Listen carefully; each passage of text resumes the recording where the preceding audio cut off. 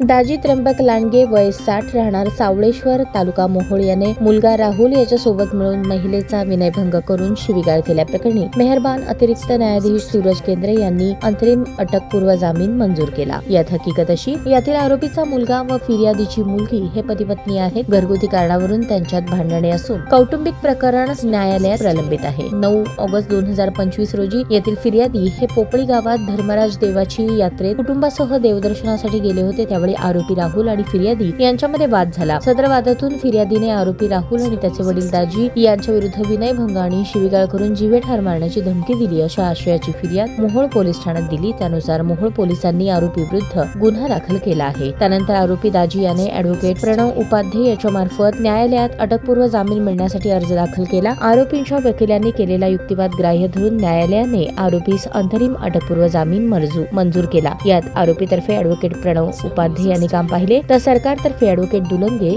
यांनी काम पाहिले।